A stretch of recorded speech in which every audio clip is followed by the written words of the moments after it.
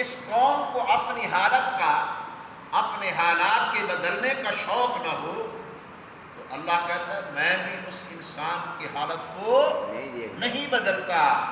قرآن کہتا ہے ان اللہ لا یغیر ما بقوم حتی یغیروا ما بانفسہم وَإِذَا أَرَادَ اللَّهُ بِقَوْمٍ سُوءًا فَلَا مَرَدَّ لَهُ وَمَا لَهُم مِّن دُونِهِ مِن وَالٍ۔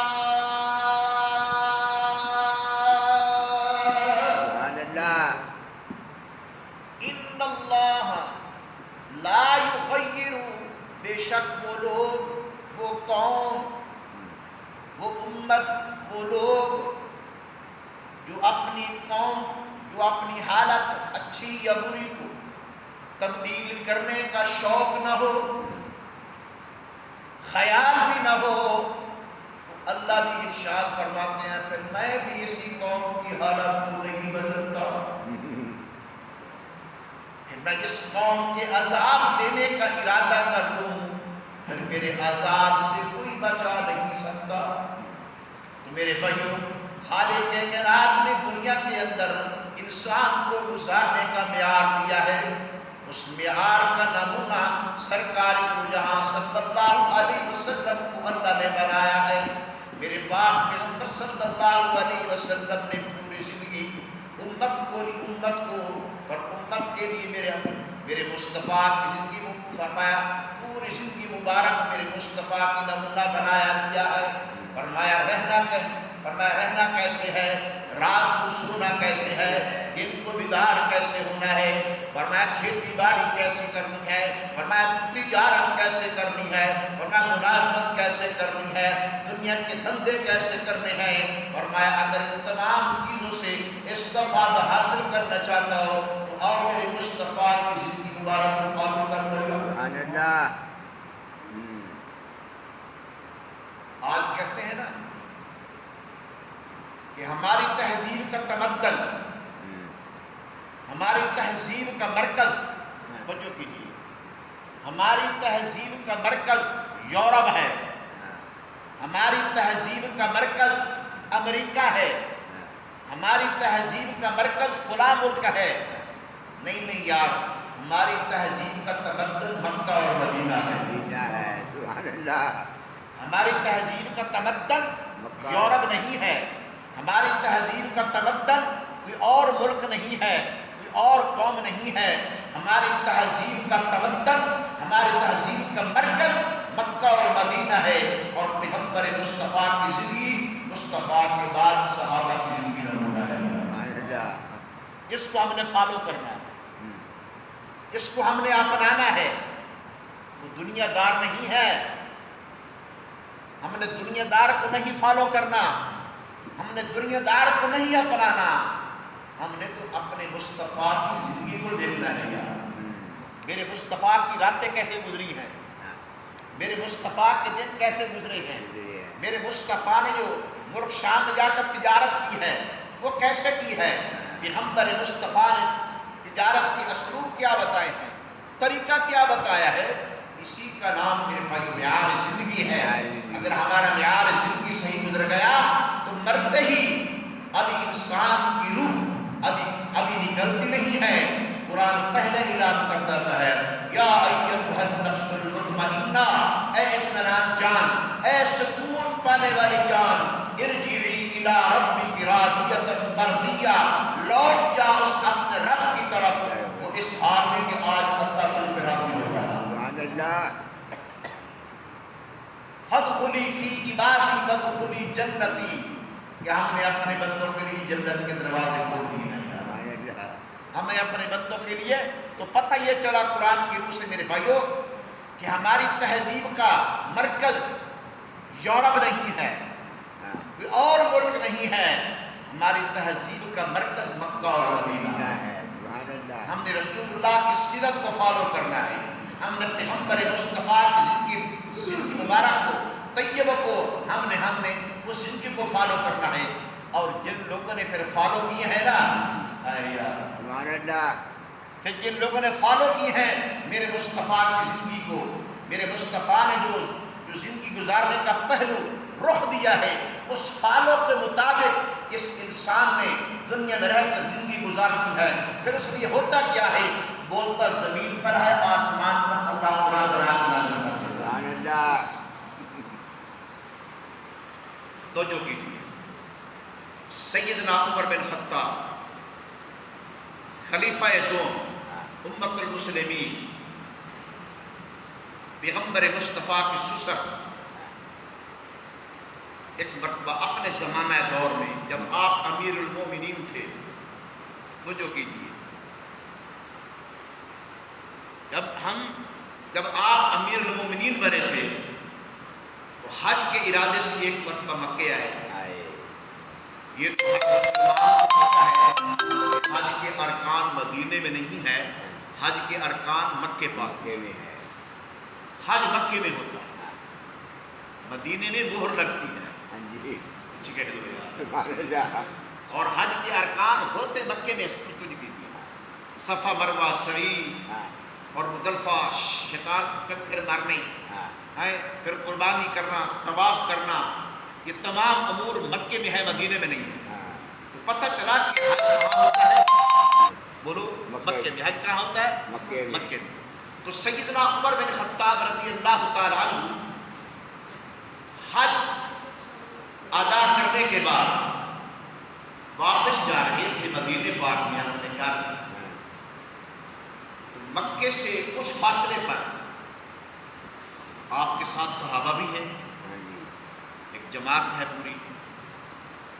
تو مکے کے باہر ایک وادی ہے، تو وہاں عمر بن خطاب اپنی اونٹ سے نیچے اترے ڈاکی سے۔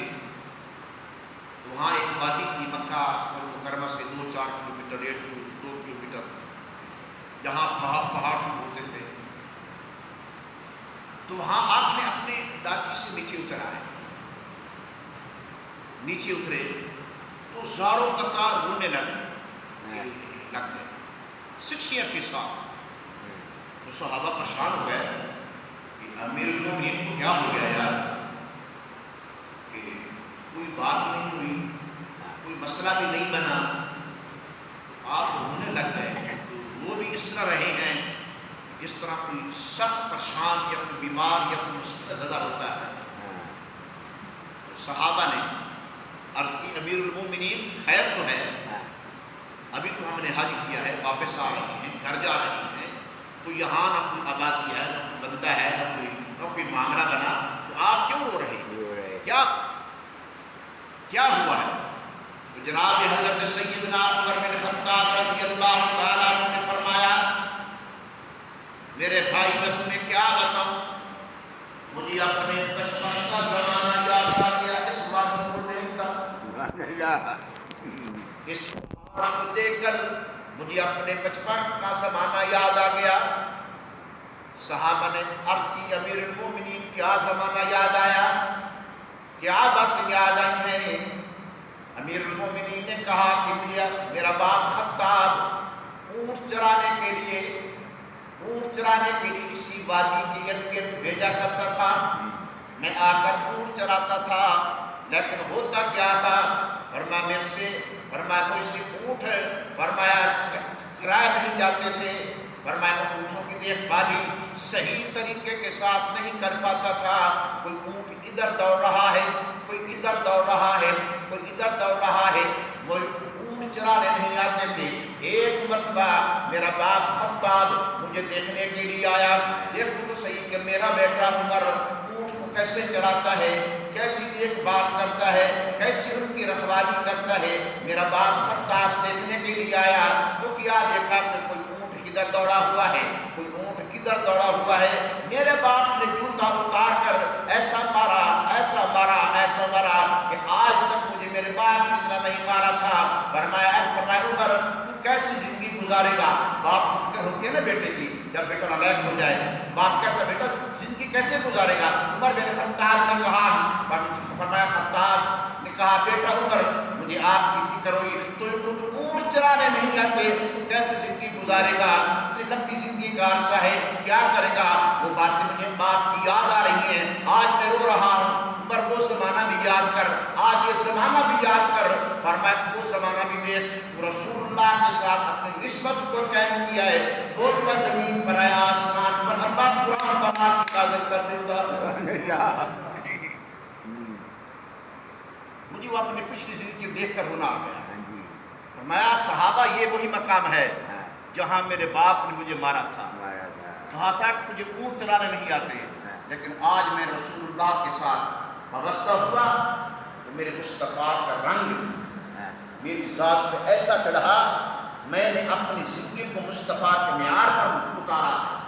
آج میرا عنوان بھی یہی ہے، ہم لوگ اپنی زندگیوں کو کریم صلی اللہ علیہ وسلم کے معیار کے مطابق کیوں نہ گزار پائیں؟ گزارنا چاہیے اور حکم بھی ہے گزارنے کا۔ آج ہم کسی اور کو فالو نہ کریں، کوئی مقصد نہیں ہے، کچھ حاصل نہیں ہوگا کسی اور کو فالو کر کے، پیغمبر مصطفیٰ کی زندگی کو فالو کر کے دے۔ فرمایا دنیا کے اندر کی طرح مقام بن جائے گا اور آخرت کی طرح مقام۔ توجہ کیجیے، اور قرآن بھی یہی کہا ہے کہ ان اللہ لا یغیر ما بقوم حتی یغیروا ما بانفسہم، اس قوم کو اپنی حالت کی بدلنے کا شوق نہ ہو، اچھی بری باتوں کے خیال نہ ہو۔ اللہ فرماتا ہے میں بھی ایسے انسان کی حالت کو نہیں بدلتا جب تک انسان کو خود خیال نہ ہو۔ میں بھی اسی قوم پر اپنا رحم نہیں کرتا۔ پھر ہم اس قوم کو عذاب کے لیے گرفتار کر لیتے ہیں، پھر اللہ کے عذاب سے بچانے والا کوئی نہیں۔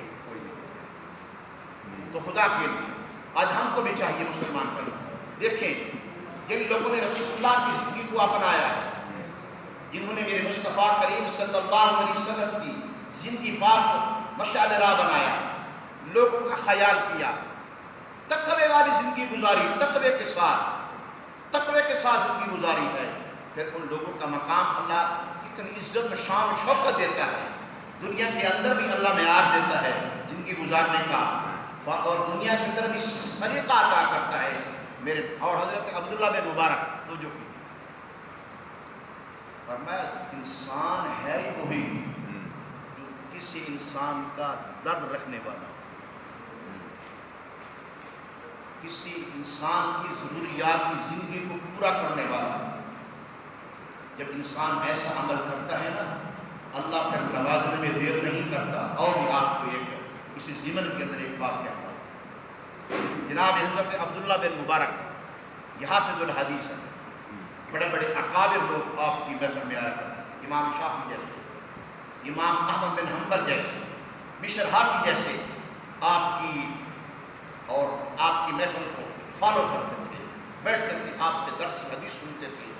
تو عبداللہ بن مبارک رحمۃ اللہ فرماتے ہیں میں ایک رات گھر میں سویا ہوا تھا، میری قسمت کا ستارہ یوں چمکا کہ خواب میں رسول اللہ کا ملا۔ خواب میں رسول اللہ کا کیا ہوا؟ بولو یار، یہ کون آیا جب آیا بہارا مسکرا بھیا، یہ کون آیا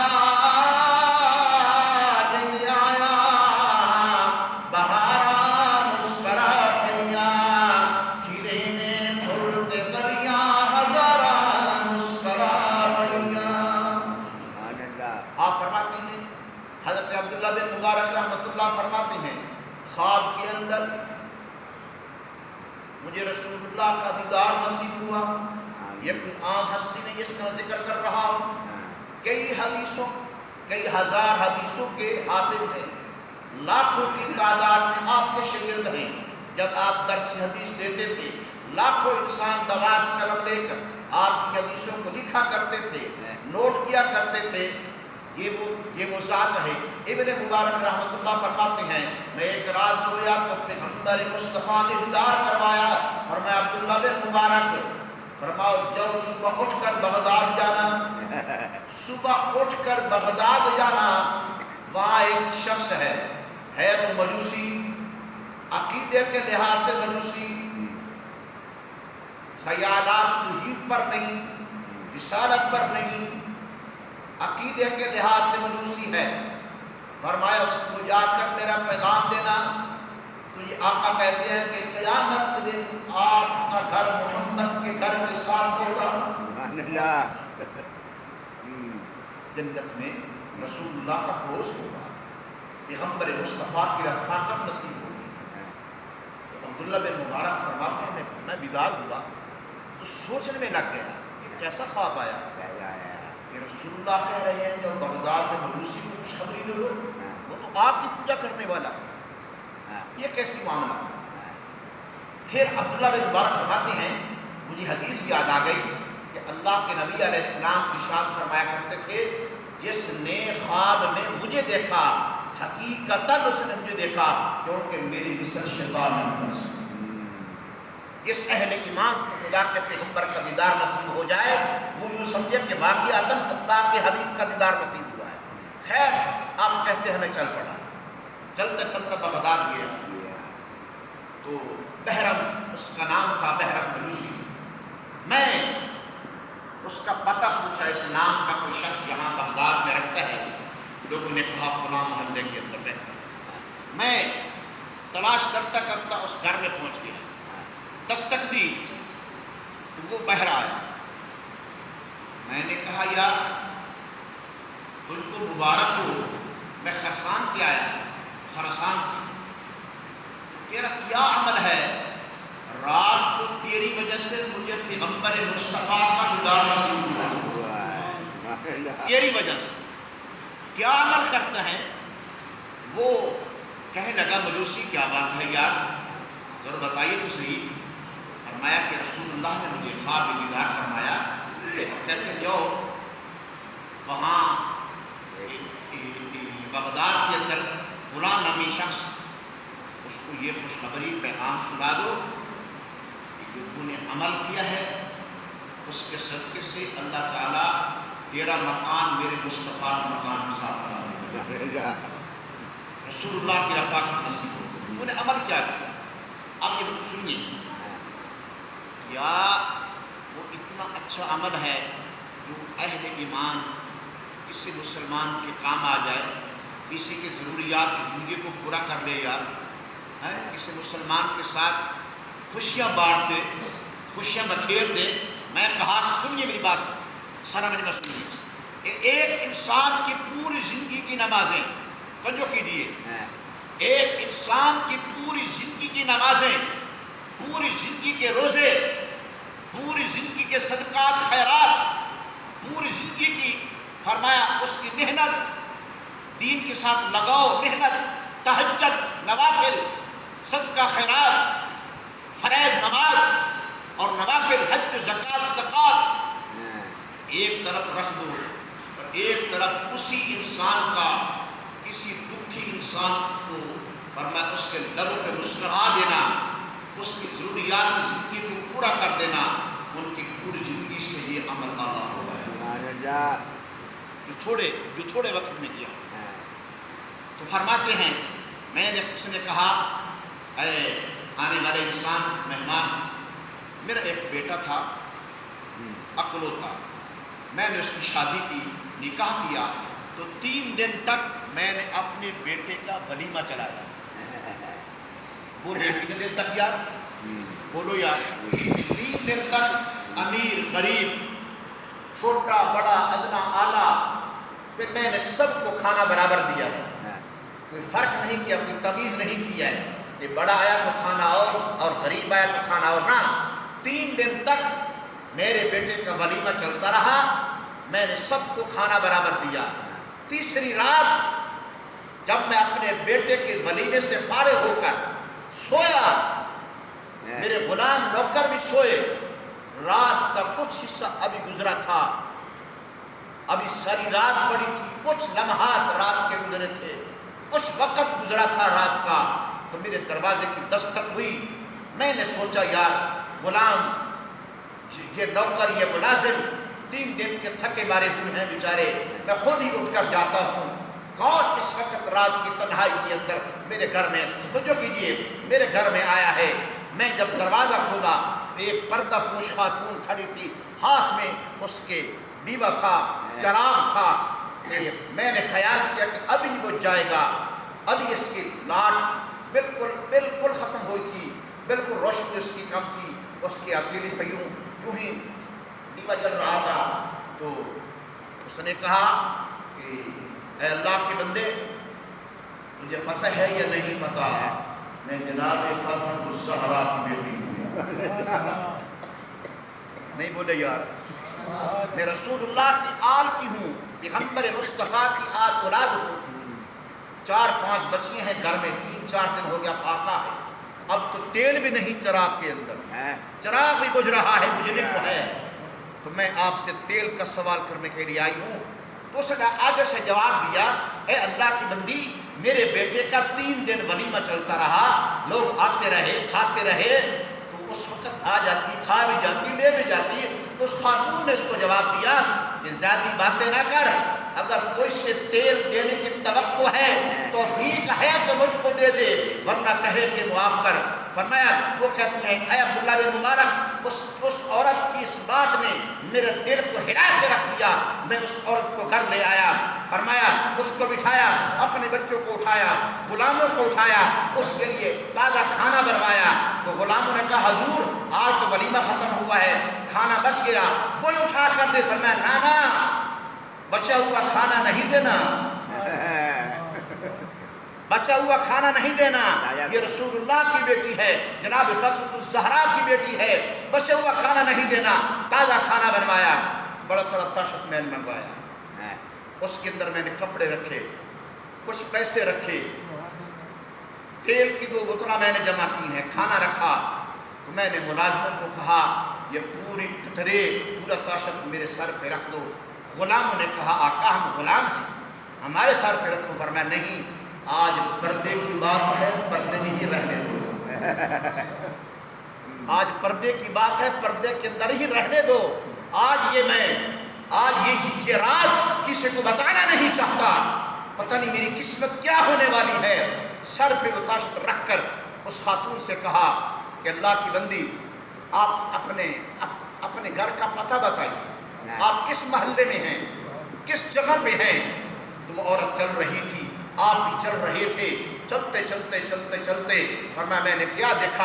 وہ مجوسی کہتا ہے، ابراہم کہتا ہے میں نے کیا دیکھا، ایک ٹوٹا ہوا دروازہ، اس کے اوپر ٹاٹ کا لباس، اس کے اوپر ٹاٹ کا پردہ لٹکا ہوا تھا. وہ عورت خاتون اندر داخل ہوئی، میں نے اجازت طلب کر کے میں بھی اندر داخل ہوا. 3-4-5 بچیاں تھیں اس خاتون کی. جب اس نے کھانے کو دیکھا، لپکی کھانوں کی طرف، 3-4 دن کی بھوک تھی، اب ہم کھائیں، شروع کریں، بھوک کو مٹائیں. فرمایا کہ ماں نے کہا بیٹا نہیں، ابھی کھانا نہیں شروع کرنا، میں ایک دعا کرتی ہوں، میں دعا کروں گی تم اس دعا پر آمین کہنا. میں دعا کروں گی تم اس دعا پر آمین کہنا ہے. تو آپ کہتے ہیں میں بیٹھ گیا، کیا ہوتا ہے. اس عورت نے کہا رب ذوالجلال، اے میرے پروردگار عالم، تو جانتا ہے کہ میں کون ہوں. بولو یار، رب ذوالجلال تو جانتا ہے میں کون ہوں. اے ارحم الراحمین، تو جانتا ہے کہ میرا تعلق کس کے ساتھ ہے، میری نسبت، میرا خاندان کون ہے. پھر گھر میں فاقہ بھی ہے، گھر میں بھوک نے آ کے ڈیرے ڈال دیے، گھر میں فاقہ ہے، کچھ نہیں ہے. رب ذوالجلال اس انسان نے مجھ پر رحم کیا ہے. اے اللہ میں دعا کرتی ہوں رب ذوالجلال، کل قیامت کے دن اس کا حشر میرے نام مصطفیٰ کے مقام کے ساتھ بنا دے. اس کا مقام، اس کا گھر، اس کا بنگلہ جنت کے اندر. تو آپ فرماتی ہیں وہ مجوسی کہتا ہے میں یہ عمل کیا ہے، مجھے نہیں پتا تھا یہ عمل اتنا جلدی قبول ہو جائے گا، اتنا جلدی آپ کے پیغمبر امام الانبیاء مجھ پر رحم فرما دیں گے، مجھ پر کرم فرما دیں گے، مجھ پر اپنی رحمت ڈال دیں گے. اتنا فرمایا میں تو عمل کر کے بھول گیا. ایک عورت میں نے سب کچھ دے دیا مجھے اللہ نے دیا تھا. فرمایا وہ تیرا عمل میرے مصطفیٰ کو کتنا پسند آیا ہے. وہ پھر وہ مجوس کیا کہتا ہے؟ اے عبداللہ بن مبارک اپنا ہاتھ بڑھائیے. حضرت عبداللہ بن مبارک حافظ الحدیث امام المجاہدین، آپ نے ہاتھ بڑھایا. اس مجوسی ابرہ نے حضرت عبداللہ بن مبارک کے ہاتھ پر ہاتھ رکھ کر میرے مصطفیٰ کا کلمہ پڑھ کے رسول اللہ کا سچا غلام ہو گیا. تو فرمایا یہ میں نے عمل کیا ہے. تو پتہ یہ چلا کہ کسی رکھی مسلمان کے کام کیا شان ہے یا کیا مقام ہے. توجہ کیجیے. اور یہ کر رہا تھا کہ اپنی معیار زندگی رسول اللہ کی زندگی مبارک کو فالو کرنا. ان اللہ لا یغیر ما بقوم حتی یغیروا ما بانفسہم. فرمایا اللہ بھی فرماتے ہیں میں اس قوم کی حالت کو نہیں بدلتا اس قوم کو خود ہی نہ ہو اپنے حالت بدلنے کا شوق. جو قوم اپنے ہی آپ پر رہے اس کو شعور بھی نہ ہو پھر خدا تعالیٰ کہتا ہے میں بھی اس قوم پر نظر رحمت نہیں کرتا. اور جن لوگوں نے رسول اللہ کی زندگی کو فالو کیا ہے، جنہوں نے مصطفیٰ کی زندگی کو اپنایا ہے، پھر وقت کے چاہے بادشاہ ہوں، امیر ہوں، غریب ہوں، پھر اللہ ان کے نام کو بلند والا کر دیتا ہے. تو جو کتاب پڑھ رہا تھا، مطالعہ کر رہا تھا، شاہ جہان ایک بادشاہ ہو گزرا ہندوستان.